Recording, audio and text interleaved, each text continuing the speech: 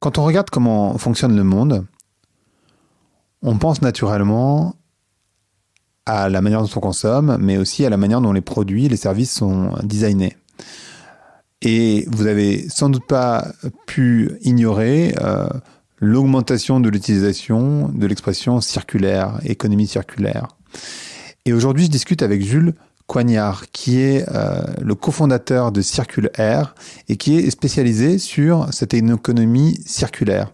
Et avec lui, on va discuter justement d'exemples d'entreprises qui peuvent avoir des impacts, mais aussi de pourquoi c'est pertinent de penser de cette manière, et enfin, quel rôle peuvent avoir les individus là-dedans. C'est-à-dire, parce qu'on se pose tous aussi un peu la question de, moi, comment je peux faire à mon niveau. Et Jules vous répond avec son prisme de l'économie circulaire, évidemment, qui est extrêmement intéressant, forcément. Donc, je vous laisse avec cette conversation. Allez, Vlan, c'est parti.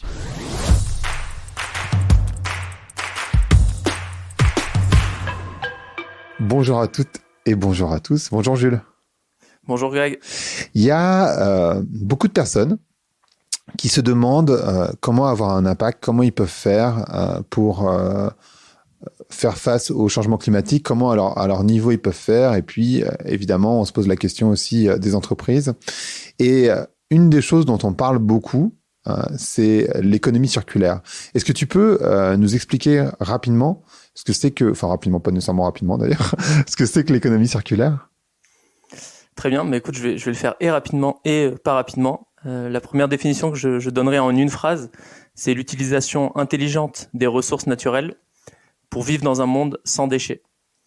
Et si je veux te donner un petit peu plus de contexte là-dedans, on dit souvent qu'on s'est développé dans une industrie linéaire, donc dans une économie linéaire depuis notamment la révolution industrielle.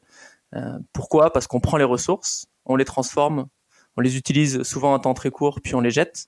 Donc tu imagines bien, tu visualises assez bien la ligne. Bien sûr. Deux grandes problématiques associées. La première, c'est évidemment l'épuisement des ressources naturelles. Tu as dû entendre parler du jour du dépassement. Mm-hmm. C'est le jour dans l'année où on a utilisé l'intégralité des ressources que la Terre a mis à notre disposition. Cette journée est de plus en plus tôt dans l'année, exception faite avec cette année Covid qui montre qu'on a utilisé un petit peu moins de ressources que d'habitude. Mais globalement, on utilise 1,5 planète de ressources par an, ce qui est absolument pas durable. On peut imaginer qu'un jour, la Terre viendra nous demander de payer nos dettes sur la partie ressources.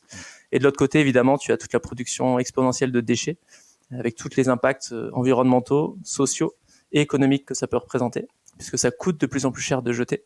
Donc on arrive vraiment un petit peu à essoufflement de ce modèle. Et l'économie circulaire, justement, se propose un petit peu de réinventer tout ça et de faire fonctionner l'économie sous forme de boucles, avec différentes typologies de boucles. Les nutriments biologiques d'un côté, donc tout ce que tu vas pouvoir faire revenir à la terre par méthanisation, compost ou autre, et aussi les nutriments techniques. Et là, on va avoir différents types de boucles. Des boucles courtes comme la réutilisation, la réparation, le remanufacturing, et une boucle un petit peu plus longue qui est le recyclage. Donc le but, ça va être vraiment de tout laisser dans le circuit économique et de ne plus produire de déchets. Ça se rapproche beaucoup du biomimétisme, en fait, quelque part. Non ?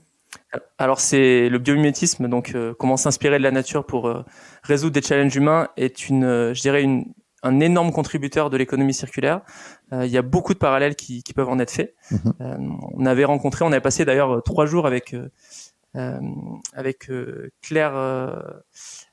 Claire Janine, en Afrique du Sud, qui est l'experte sud-africaine du biomimétisme, et c'est absolument superbe de voir comment justement on peut s'inspirer de la nature pour vivre dans un monde justement qui utilise moins de ressources et qui produit moins de déchets. Et donc je suis absolument un grand fan de ce concept et qui peut effectivement être appliqué autant au niveau des entreprises que des personnes elles-mêmes. Parce qu'effectivement, la nature ne génère par essence aucun déchet, en fait. C'est-à-dire que tout est réutilisé. C'est-à-dire que un corps humain, par exemple, qui meurt, et quand on dit ton corps retourne à la terre, c'est vraiment ça. C'est-à-dire qu'en fait, il devient du ferment pour les plantes, etc., etc. Et en fait, c'est hyper intéressant de voir que tout est réutilisé. Il n'y a absolument pas de déchets naturels, en fait. Au sens littéral du terme, comme tu le dis, en fait, j'aime bien dire que si la nature est un système économique, ce serait le système économique le plus parfait qui existe. Parce que tout est absolument optimisé dans la nature. Et ça a été fait parce que des mécanismes ont été mis en place depuis des millions, des centaines de millions d'années. Donc on peut se dire que finalement la nature c'est un laboratoire de R&D qui fonctionne depuis des milliards d'années. Et donc effectivement la nature est le système de circularité le plus parfait qui existe. Il n'y a pas de ramassage de déchets dans la nature. Tout fonctionne en symbiose parfaite et chaque output d'une espèce devient l'input d'une autre espèce. Ce qui fait que finalement la nature, elle peut fonctionner de cette façon-là pendant des millions, milliards d'années. En plus, elle va avoir tendance à s'adapter avec beaucoup de résilience, un mot dont on parle beaucoup aujourd'hui, ce qui n'est pas le cas de notre économie actuelle, comme on peut le remarquer. Juste pour mémoire, et parce que les gens ne le savent pas nécessairement, souvent on compare l'arrivée de l'humain sur la planète à une journée de 24 heures. Donc si l'existence de la planète Terre, c'est 24 heures, il me semble que l'arrivée de l'homme sur la planète, c'est à la minute... oui, c'est à la minute, c'est 60 minutes, pardon, c'est à la minute 58, 30 secondes, quoi. Donc, ça veut dire qu'en fait, on a existé pendant 1 minute 30 secondes pour donner un ordre d'idée sur l'existence de la planète et que l'ère industrielle, donc les 150 dernières années, c'est même pas un clignement d'œil. C'est-à-dire qu'en fait, c'est extrêmement faible. Donc, en fait, quand on parle de ressources fossiles, et quand on regarde la manière dont l'économie fonctionne, les ressources fossiles, elles sont fossiles parce que effectivement, ce sont des fossiles en fait. C'est-à-dire que ça a pris des millions d'années à se créer. Et nécessairement, quand tu dis, on utilise une planète ennemie, c'est de comprendre que ces ressources, elles mettent des millions d'années à se créer. Il va pas y en avoir de nouvelles avant quelques millions d'années, quoi. Ça va pas être possible en fait.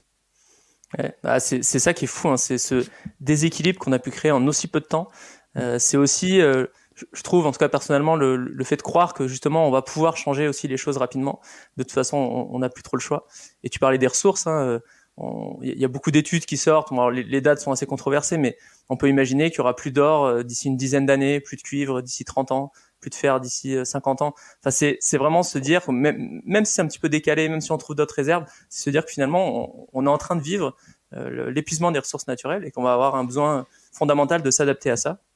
Autant d'un point de vue de la vie sociale que d'un point de vue économique, puisque les entreprises reposent bien souvent sur des ressources qui sont finies. Ouais, d'ailleurs, c'est marrant, j'avais une discussion avec des amis hier et ils étaient choqués quand je leur expliquais qu'en fait, il n'y avait plus de sable. Ouais. J'ai dit, en fait, non, mais pour construire des immeubles, etc., il n'y a plus de sable. Le sable, c'est une des denrées les plus catastrophiques dans notre utilisation actuelle, notamment par la construction. Et effectivement, on est en pénurie complète de sable et on a du mal à trouver des modèles de construction alternatifs. Et pourtant, il y a beaucoup de R&D qui sont en train de se faire dans ce domaine-là, mais effectivement, c'est typiquement un exemple criant de cet épuisement des ressources et de notre nécessité aujourd'hui de nous adapter à cette nouvelle donne. Mais pourtant, ils vont te dire, mais quand je vais sur la plage, il y a du sable. Sous la mer, il y a du sable. Oui, mais... enfin bref. Sachant que le sable aussi, hein, c'est un process écologique qui met très longtemps à se créer. Et que du coup nous on est en train de l'utiliser de manière absolument pas durable. On va se confronter à une rupture assez proche. Alors pour revenir sur l'économie circulaire, est-ce que tu as des exemples patents d'entreprises peut-être, ou on va commencer par les entreprises et puis peut-être après on pourra parler des pratiques individuelles d'entreprises qui font des choses dans ce sens-là? Ouais, tout à fait. Il y a différentes entreprises qu'on peut citer là-dedans. Je vais t'en parler une. En fait, on dit qu'il y a différents piliers dans l'économie circulaire. Il y a quelque chose qui est fondamental de comprendre, c'est que l'économie circulaire, il y a énormément de choses qui se jouent au niveau du design des produits. On avait d'ailleurs rencontré un entrepreneur qui nous avait dit le déchet, c'est une erreur de design. C'est une phrase qu'on a beaucoup aimée. C'est se dire, si on designait les choses intelligemment, c'est-à-dire en pensant déjà à leur utilisation et leur fin de vie, on peut déjà résoudre une grande partie de la problématique. Et on a rencontré, j'ai fait un tour du monde de l'économie circulaire. On avait rencontré Fairphone en Hollande, qui est donc une start-up néerlandaise, qui à la base d'ailleurs était une association qui luttait contre l'obsolescence programmée et qui résistait beaucoup contre ce que pouvaient faire Apple, Samsung et beaucoup d'autres dans la téléphonie. Et eux se sont positionnés justement au bout d'un moment en se disant, nous on va nous-mêmes produire un téléphone qui va être à la fois éthique et à la fois circulaire. Donc pourquoi il est circulaire? C'est que finalement ce téléphone il a été conçu comme un Lego. Toutes les pièces, donc on a différents modules sur le téléphone, ce qui permet déjà à l'utilisateur de le réparer lui-même avec un tournevis YouTube et un tutoriel YouTube de quelques minutes.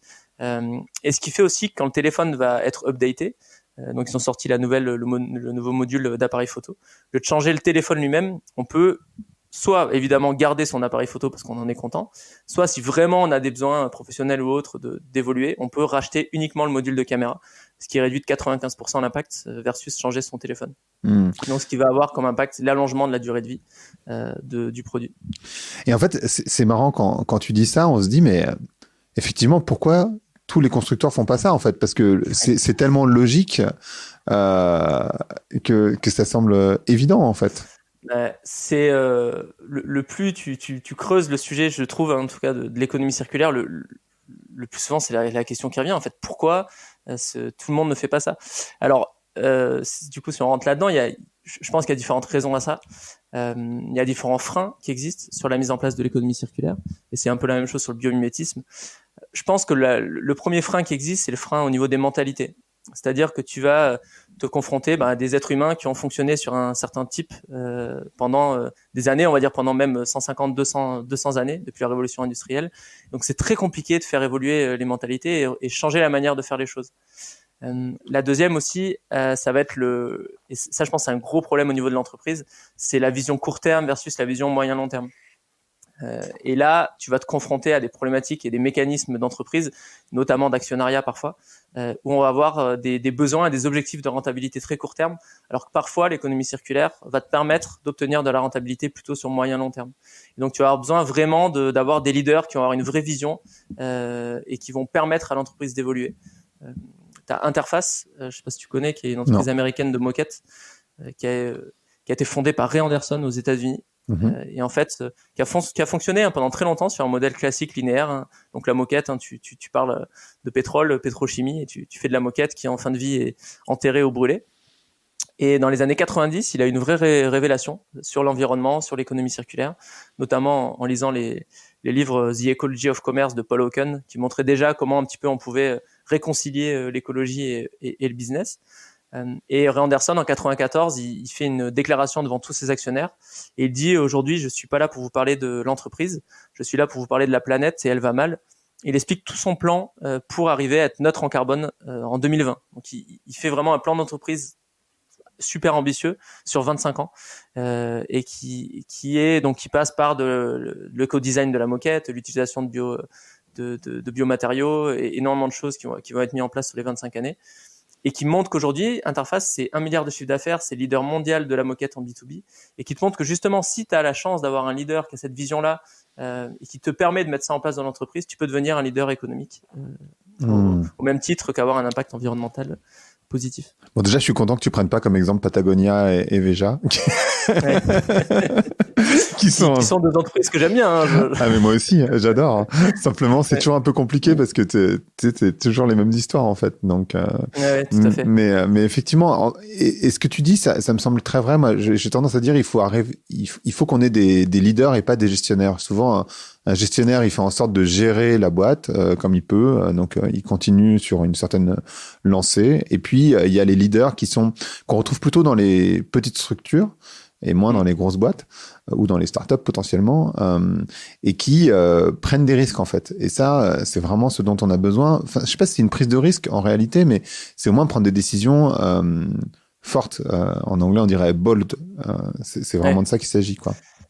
Je suis 100% d'accord. Et encore une fois, c'est vrai que à chaque fois que tu as des entreprises où finalement le leader, on va dire, a des parts significatives de l'entreprise, il va pouvoir décider en ayant une vision moyen terme. Et donc, tu vois, il va pouvoir prendre des risques, entre guillemets, court terme, parce qu'il sait qu'à moyen long terme, ça va être absolument rentable pour l'entreprise et en plus rentable pour l'environnement. C'est plus compliqué dans les grandes entreprises. Dans les grandes entreprises, tu vas retrouver, et on travaille beaucoup avec elles, tu retrouves beaucoup de personnes qui ont cette vision, qui peuvent avoir ce leadership. Le problème, c'est qu'ils vont être confrontés aux objectifs très court-termistes de l'entreprise. C'est très compliqué de réconcilier les deux.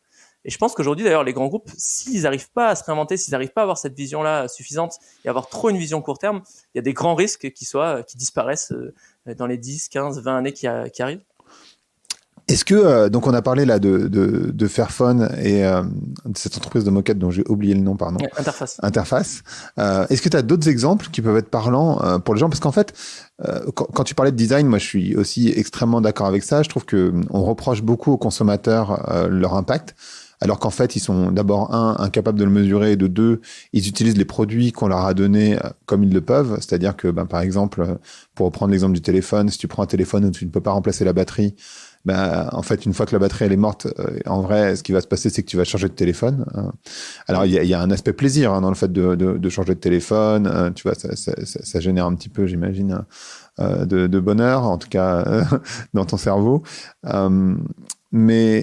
Mais c'est vrai qu'il y a une grosse partie de design. Moi, j'ai entendu parler de cette douche qui recycle 90% d'eau, tout simplement parce qu'en fait, une fois que l'eau elle tombe, elle revient dans le tuyau, elle est nettoyée de tes germes qui sont sortis de ton corps et elle est réchauffée pour t'être resservie. Et donc voilà, tu économises 90% d'eau comme ça. Ça, c'est du design et ça permet. Je sais pas si c'est de l'économie circulaire, mais il y a une forme de circuit là-dedans.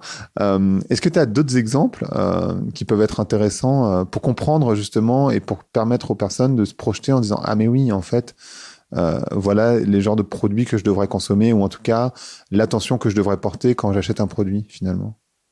Ouais. Déjà tu mets le doigt sur quelque chose, hein, le fait que le consommateur par son acte d'achat peut avoir de l'impact. Il vote finalement en achetant. J'ai énormément d'exemples, donc je suis ravi de t'en donner quelques-uns. On parle de design, comme je te disais, et dans le design, on va beaucoup regarder le type de matériaux qu'on va utiliser.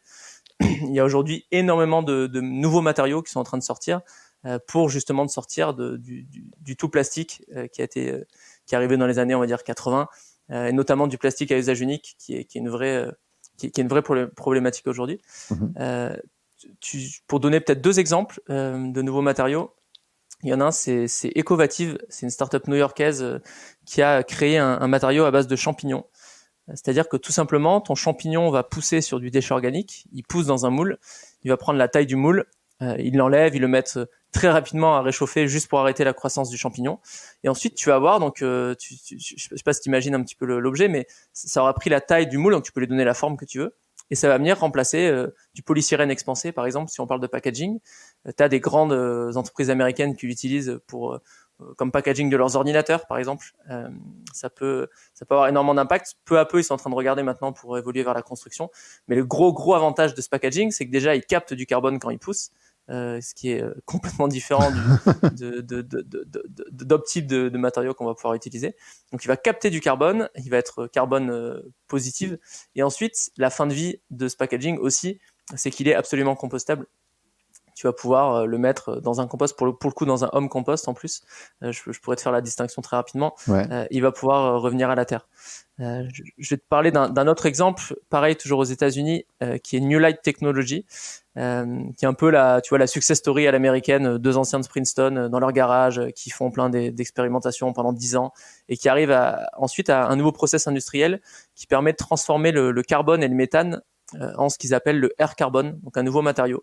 Donc c'est un bioplastique qui est entièrement composé à partir de carbone. Donc pareil, ça vient, tu vois bien déjà l'intelligence du système, c'est-à-dire qu'ils sont payés pour récupérer leur matière première qui va être des bonbonnes de méthane et de carbone. Ils le pluguent sur leur système industriel, ils en récupèrent de la poudre. Ensuite, ils transforment ces poudres en ce qu'on appelle les billes de plastique, les pellets de plastique, qui va être ensuite injectés dans différentes industries. Et donc là, je fais un petit aparté sur justement tous ces nouveaux matériaux qui arrivent. On parle beaucoup des bioplastiques notamment. Il faut juste bien faire attention quand on parle de bioplastique à qu'est-ce qu'on utilise pour faire ce matériau. Est-ce qu'on utilise une denrée alimentaire? Est-ce que, je caricature, mais est-ce qu'on va déforester l'Amazonie pour faire pousser du maïs, du soja, oui, c'est ça. Et ensuite utiliser ça comme bioplastique? Donc, il faut bien faire attention à l'amont. Il faut faire très attention à la fin de vie aussi. Souvent, on dit bioplastique compostable, donc on pense que ça va se composter de manière classique dans la nature. Il y a deux types de compostage et en général les bioplastiques ils sont industrial compost, ça veut dire qu'ils sont ils sont potentiellement compostables mais de manière industrielle uniquement et donc ils vont être compostés uniquement à des taux de chaleur et d'humidité suffisants. Donc il faut faire très très attention quand même à ces deux aspects. C'est quelque chose qui est en train de se développer. Pour l'instant les filières n'existent pas vraiment et donc toutes les entreprises qui regardent ça aujourd'hui elles se posent quand même énormément de questions et à juste titre de l'utilisation des ressources et de la fin de vie. Et en fait, dans ce que tu décris, effectivement, moi, la première question que je me posais sur par exemple, les champignons, en se disant, c'est super, on devrait avoir tous nos packaging en champignons de cette manière-là, etc., etc. Et du coup, ça veut dire quand même d'une certaine manière, de faire de la monoculture de champignons d'une certaine mesure. Enfin, je sais pas. En tout cas, j'ai l'association que ça pourrait avoir des effets délétères si on faisait un petit peu exactement ce que tu disais, comme avec le maïs ou avec le soja dans l'Amazonie, et de détruire des forêts pour faire pousser des champignons pour pouvoir faire des packaging en réalité. Il faut, en fait, c'est ça qui est compliqué, hein, c'est qu'il n'y a pas de solution très simple. Donc il faut toujours se pencher sur les sujets, comprendre l'impact de tout ce qui est fait. Mais tu as raison dans le sens où il faut faire très attention du type de ressources qui va être utilisé. Donc je parlais de l'économie circulaire, utiliser le moins de ressources possible et utiliser des ressources alternatives, mais bien comprendre tous les impacts des ressources qu'on va utiliser pour faire ces produits.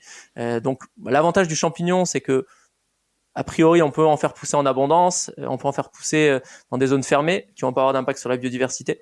Donc ça peut quand même être une bonne solution. Je vais donner un autre exemple qui est AgriProtein. C'est une startup sud-africaine qui met des larves de mouches sur du déchet organique. Et ces larves, elles vont se démultiplier. Et ça va avoir 3 impacts. Le premier, c'est évidemment le déchet organique qui est transformé en compost, en fertilizer qui va être distribué ou vendu à des agriculteurs. Ensuite, tu vas pouvoir utiliser l'insecte en tant que tel, puisque 1 kilo d'insectes, en 3 jours, c'est 350 kilos d'insectes qui se démultiplient. Donc, tu fais en fait de la production d'insectes tout en traitant tes déchets organiques. Et ces insectes, tu vas pouvoir en faire de la poudre qui va pouvoir nourrir la pisciculture, par exemple. Quand on sait quand on nourrit la pisciculture avec de la surpêche et des petites espèces pélagiques. Enfin, il y a tout un tas, on va dire, d'impact positif d'un point de vue environnemental. Tu peux aussi presser les insectes pour en récupérer de l'huile, etc.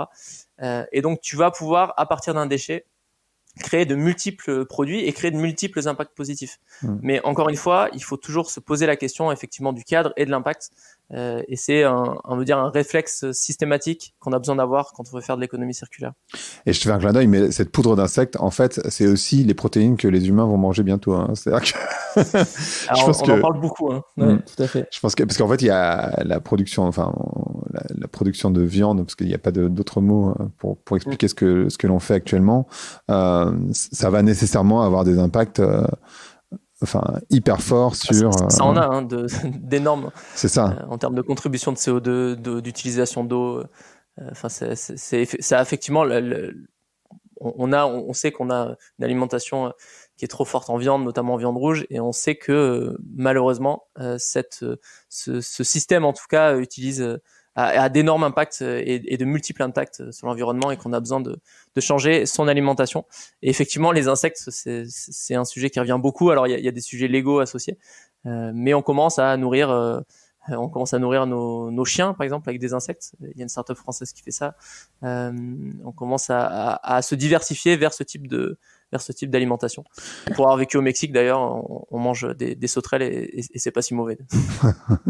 Et justement, ça me permet de faire la transition quand même avec donc là, on a parlé un peu des entreprises qui modifient leur packaging, qui font des recherches. Et tu vois, si tu es un petit peu de mauvaise foi, tu peux te dire, finalement, moi, je peux continuer à consommer. Finalement, c'est pas ma responsabilité, c'est la responsabilité des entreprises qui doivent modifier la manière dont elles produisent les choses. Et moi, finalement, ça me regarde plus ou moins en fait. Et là, c'est là où on arrive au niveau individuel, il y a aussi des efforts qui doivent être faits évidemment. Est-ce que tu peux parler de ça un petit peu? Ouais. De toute façon, si les entreprises changent, c'est parce que les gens qui composent les entreprises et les gens qui consomment changent également. Donc, en fait, tu peux absolument pas t'affranchir des deux. Et en fait, il y a un vrai triptyque qui existe entre les entreprises, le gouvernement et, on va dire, les individus, qui fait que peu à peu, on peut créer une inertie qui va transformer la société. Et donc, pourquoi les entreprises changent? Parce que les consommateurs changent, parce que les employés changent. Pourquoi les gouvernements changent? Parce que les gens qui votent sont en train d'évoluer. Et tout ça, en fait, et ensuite, une fois que les entreprises font des produits plus circulaires, les gens vont plus en consommer. Et donc, tu vas rentrer dans un circuit vertueux. Au niveau individuel, je pense qu'on peut agir principalement à 2 niveaux. En fait, tu peux, et je vais refaire le lien avec l'entreprise dans un premier temps, désolé, mais non, bien sûr. En tant qu'individu, en fait, et en tant que collaborateur dans une organisation, quelle qu'elle soit, tu peux avoir ton impact.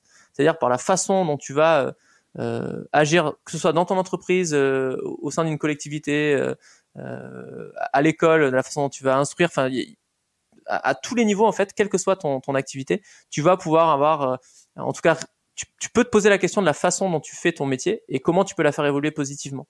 Donc ça, je pense que c'est absolument fondamental, et c'est le premier point, c'est que déjà, tous individus au sein d'organisations, comment on peut faire évoluer notre façon de travailler. Ça, c'est le premier impact, et qui peut être absolument fondateur. Et d'ailleurs, aujourd'hui, un des grands drivers qui font que les entreprises évoluent, c'est que les personnes au sein des entreprises demandent d'avoir plus d'impact. Les jeunes diplômés, il y en a que 25% aujourd'hui qui veulent aller dans des grands groupes, parce qu'ils veulent aller dans des entreprises avec plus de sens. Donc ça, c'est vraiment une des grosses façons aussi de faire évoluer les entreprises. Et ensuite, le deuxième sujet, c'est d'un point de vue du individu, mais d'un point de vue plus consommateur. Et alors là, il y a énormément de choses qui peuvent être faites, et la principale, c'est ton acte d'achat, puisque ces entreprises, elles fonctionnent parce qu'il y a un consommateur quelque part qui est là en bout de chaîne, qui va faire le choix de ce produit. Et évidemment, c'est pas simple, parce qu'il y a énormément de choses qui existent. On en a parlé tout à l'heure, que ce soit avec les bioplastiques ou autres. Parfois, les solutions sont pas si évidentes, mais le consommateur, je trouve, a le devoir au moins de réfléchir à son acte d'achat, et ensuite de le faire en tout état de cause, sachant que oui, il y aura le prix à prendre en compte, oui, il y aura l'impact environnemental et pas mal d'autres choses. Et la bonne nouvelle aussi, c'est qu'il y a de plus en plus d'informations qui est mis en œuvre sur les produits, qui va faciliter l'acte d'achat. Et ça, c'est aussi mis en place par la législation, tout comme par des startups comme Yuka ou d'autres que tu dois connaître, qui fournissent de plus en plus d'informations aux consommateurs, et qui va lui permettre de faire un choix éclairé lors de son acte d'achat. Et donc ça, je pense que ce sont vraiment principalement les deux piliers que peuvent faire les individus à leur niveau. Donc vraiment s'informer. Mais alors comment parce que s'informer, les gens, ils vont te dire. Moi, j'aime pas cette expression, les gens, mais les personnes risquent de te dire, mais moi, j'ai pas le temps de m'informer de tout ça, c'est trop compliqué. Et c'est vrai que comme on n'en parle pas vraiment aux informations non plus, c'est pas central, je veux dire, c'est un sujet central. On parle du risque climatique. Et encore, on en parle beaucoup finalement en Europe, mais finalement, j'ai la sensation que c'est pas, on n'aide pas vraiment les consommateurs là-dedans, à moins que ce soit des consommateurs qui cherchent vraiment l'information. Mais au quotidien, il y a des normes dans tous les sens, tu vois, entre label rouge, label bleu blanc cœur, alors que ça n'a rien à voir avec ça n'a pas grand-chose à voir, mais n'empêche que, tu vois, t'as des tonnes de labels. Est-ce que ce serait pas à l'État d'être radical un petit peu et de faire une norme et d'interdire, par exemple, j'en sais rien, les plastiques non renouvelables, comme t'en parlais. Alors en France, je sais qu'on a fait un mouvement dans ce sens-là, mais qui est tellement loin que du coup, il n'y a pas vraiment de mouvement. Est-ce que c'est pas à l'État justement de forcer les entreprises, plutôt que d'attendre que ça vienne des consommateurs, à avoir des matières qui sont circulaires? Alors c'est un mix, hein, encore une fois, c'est ce fameux triptyque dont je parlais, où les entreprises ont leur rôle à jouer, les individus ont leur rôle à jouer, et l'État a son rôle à jouer. Et donc si on parle de l'État, évidemment que l'État peut avoir un fort impact, et on l'a vu lors de l'arrivée de la Covid, où il y a eu des mesures extrêmement fortes qui ont été prises, et on s'est rendu compte qu'on pouvait prendre des mesures fortes dans certaines situations. Et je pense qu'on a besoin de faire un petit peu la même chose aujourd'hui sur l'environnement. Je pense aussi que c'est un process qui malheureusement prend du temps, et c'est normal, même si on se retrouve dans une urgence climatique qui fait qu'on devrait aller un petit peu plus vite. Mais je pense que ça va prendre du temps, et je trouve quand même qu'on va dans la bonne direction. Tu vois, tu parlais de la législation.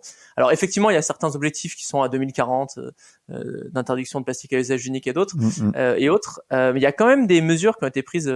Tu vois, on a une loi AGEC, donc anti-gaspillage sur l'économie circulaire en France depuis début 2020, qui quand même envoie des signaux aux entreprises. T'as certains objets qui ont été interdits, les couverts en plastique par exemple, les sacs plastiques très fins, etc. Donc t'as déjà certaines actions qui sont prises sur le court terme. T'as certaines visions sur le long terme, effectivement, qui envoient quand même un message, même si c'est pas le message le plus ambitieux qu'on pouvait espérer, mais qui font que ce fameux triptyque est en train d'avancer, je trouve, quand même dans la bonne direction, qui fait que je suis d'accord avec toi, c'est compliqué cet acte d'achat circulaire ou cet acte d'achat responsable, mais de plus en plus de personnes se renseignent là-dessus, ce qui fait que les entreprises font de plus en plus de produits durables. Tu sais, la marque Unilever, par exemple, annonce que ces marques durables, elles ont des taux de croissance plus de 50% supérieurs à leurs autres marques. Et en fait, je trouve que tout ça, ça va quand même dans le bon sens. Et je suis d'accord avec toi, l'État a un rôle central, mais il faut pas uniquement attendre de l'État, et il faut pas uniquement attendre des entreprises. Et il faut pas uniquement attendre du consommateur, de l'individu. C'est l'ensemble de ces trois qui peu à peu fait bouger la machine et la fait évoluer dans le bon sens. Et il y a une dernière dimension qui me semble, dernière dimension en même temps qui est majeure. Attention, je dis pas dernière dimension en disant que c'est vraiment la dernière roue du carrosse, mais en fait elle est centrale, qui est la partie sociale. Tu vois, quand on parle de RSE ou de CSR, il y a évidemment une partie environnementale, mais il y a aussi une partie sociale qui est majeure dans l'accompagnement d'une réduction une réduction de la différence des niveaux de vie, mais aussi, par exemple, quand on a généré de la monoculture dans un pays, admettons, et en France, en Europe de manière générale, dans les pays occidentaux de manière générale d'ailleurs, on est assez fort pour externaliser nos externalités négatives, on va dire. Je sais pas si ça veut dire quelque chose, mais en tout cas, aller polluer ailleurs et se gargariser du fait qu'on réduit notre consommation d'énergie, par exemple en France. Mais parce qu'en fait, tu vois, on envoie nos ordures. Alors maintenant, la Chine, ils en veulent plus, mais on a envoyé pendant des années nos ordures en Chine, etc., pour réduire l'impact sur le sol français, mais que voilà, à la fin. Et en fait, là où je veux en venir, c'est il y a un besoin d'accompagnement des personnes dans les endroits où on a géré de la monoculture, où on a généré une économie, parce qu'en fait, du coup, ces personnes-là, elles vivent de cette manière aussi, et il faut pouvoir les accompagner. Donc, comment on fait alors, je sais bien que tu n'as pas toutes les réponses, et c'est une question qui est assez complexe, mais en tout cas, comment toi, t'envisages l'accompagnement des personnes dans les zones où on a généré, alors, soit de l'agriculture intensive, soit par exemple des pays qui se sont construits sur l'extraction de minerais. Comment on fait pour accompagner ces personnes-là ?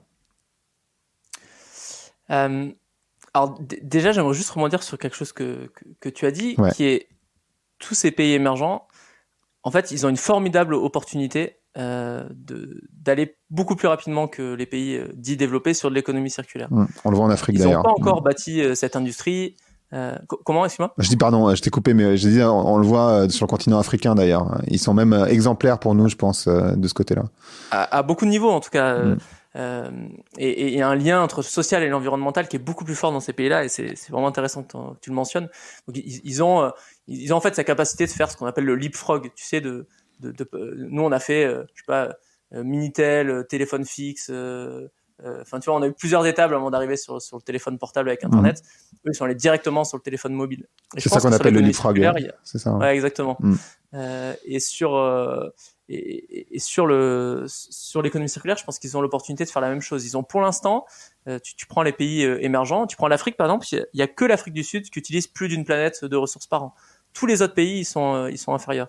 Ça veut dire que pour l'instant, ils n'ont pas encore un impact néfaste parce qu'ils n'ont pas encore développé suffisamment d'industrie sur un modèle linéaire. Donc il y a vraiment une formidable opportunité d'aller directement vers l'économie circulaire. Et je pense qu'en plus, c'est facilité par pas mal de prédispositions et de culture dans ces pays que nous on a un petit peu perdu, qui va être la culture du réemploi. Tu vas à Cuba et tu vois des voitures qui roulent depuis 50 ans, parce que par nécessité, les gens ont développé une vraie culture du réemploi et de la réparation. C'est-à-dire que réparer ton téléphone dans ces pays-là, évidemment que ça fait sens, et évidemment que tu vas pas ils vont pas jeter leur téléphone parce que la batterie ne fonctionne plus. Et tu vas avoir aussi une culture de la collaboration qui peut mettre en place de l'économie collaborative beaucoup plus rapidement que dans nos pays là, que dans nos pays du Nord ou du développé, enfin peu importe. Et donc je pense que on a une formidable opportunité dans ces pays-là de shifter vers un modèle circulaire.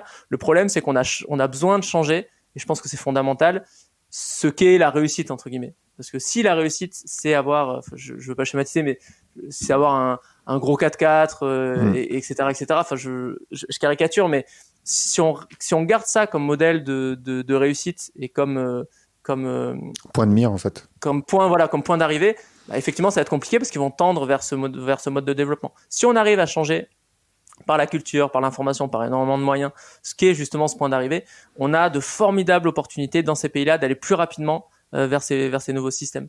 Et je pense qu'il y a des pays comme la Chine qui certes polluent énormément, mais qui ont fait une loi économie circulaire à la fin des années 2000, qui se sont mis assez tôt sur ces sujets. Et c'est un peu une forme d'espoir de se dire que on peut espérer que ces pays, de toute façon, eux et cette intelligence d'aller vers ce type de modèle, et comment nous, entre guillemets, on peut les accompagner là-dedans, c'est leur donner suffisamment d'informations, partager l'innovation, être le plus possible justement en open innovation pour partager tous ces développements qu'on peut faire autour de nouveaux packaging, etc., pour espérer un développement qui soit plus responsable.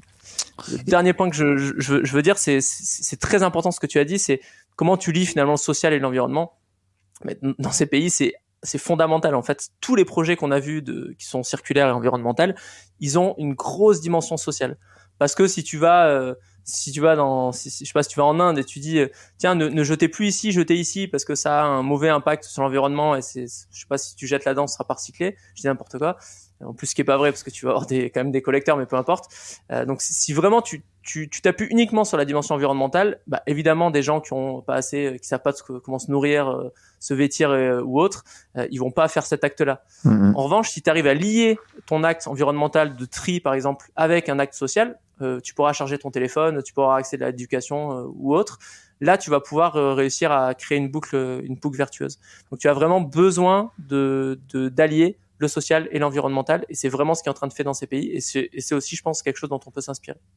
Et pour rebondir, parce que quand tu prends l'exemple de certains pays africains, l'idée c'est pas, parce que je pense qu'il y a un certain nombre de personnes qui doivent se dire mais moi j'ai pas du tout envie de vivre, enfin tu vois, qui vont avoir cette idée de retour en arrière, tu vois, de se dire mais non, mais en fait moi j'ai pas envie de vivre comme on vivait il y a x centaines d'années. Et en fait ce qu'il faut bien comprendre, c'est, enfin je crois, tu me diras, mais que c'est pas le cas. En fait l'idée c'est de dire que bien sûr que l'idée c'est de garder un certain niveau de confort pour tout le monde, donc de monter le niveau de confort dans certains pays africains ou en Inde ou ailleurs, et de réduire sans doute, mais parce qu'il est superflu, un niveau de confort dans les pays occidentaux.